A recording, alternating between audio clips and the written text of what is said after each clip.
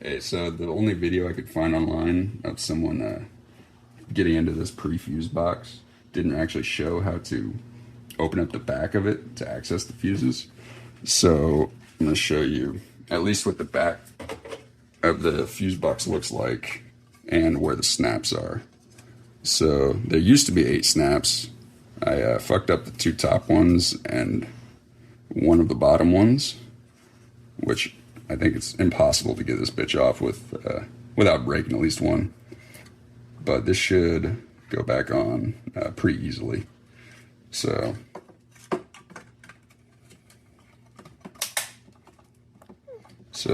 that's how it goes back on. You only need a couple of snaps remaining. So just try and keep the side ones intact. And then you just throw it back on here.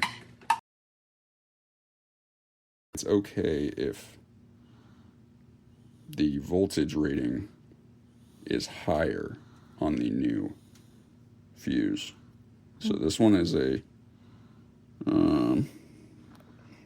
58 volt fuse at 125 amps, and the original was a 32 volt fuse at 125 amps. So apparently you can replace a lower voltage, same amperage fuse with a higher voltage, same amperage fuse, but not the other way around. If that fuse didn't work and you're going to need to replace the radiator fan, the way you can check for the pin number, or the number of pins on the connector, just pull that off, and then I count the pins, I don't know.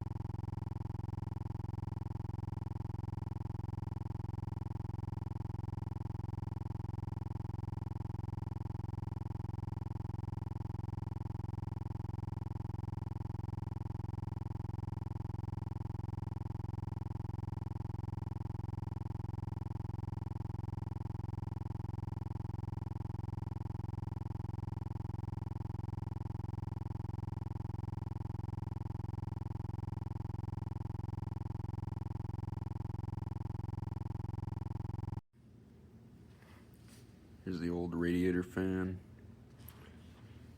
Here's the new one. They look extremely similar, so that's a good sign. You can get it out without removing any of these coolant pipes or tubes, but it was kind of a bitch. It would definitely be easier if I did, but I didn't feel like draining the coolant. Let's see if I can get the new one in somewhat easily. These hard pipes over here are, I don't know, they're annoying, and then this bitch over here. Alright, so I was able to get the other one, or the new one, in pretty easily. Over here, I angled this side in first, got it around that. There's a big pokey outy thing down there. One of the clips. So I got that around this tube first, and then slid it over to the side as much as I could. And then one of those clips was touching these. Just did a little, I don't know, little pressure to get it around.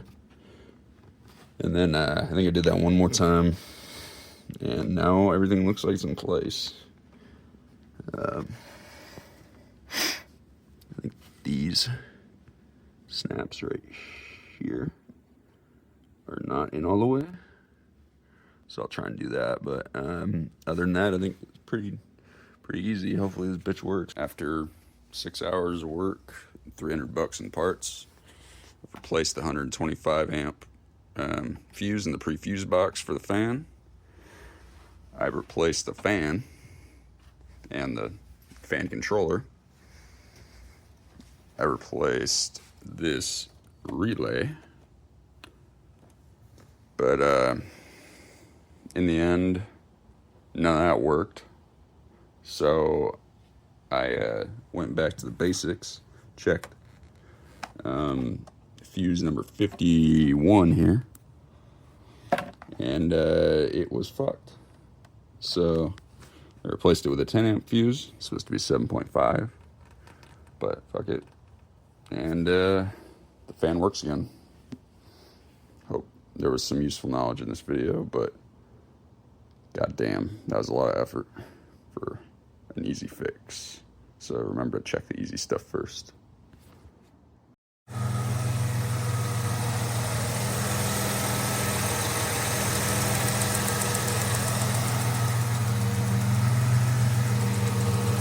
Yay!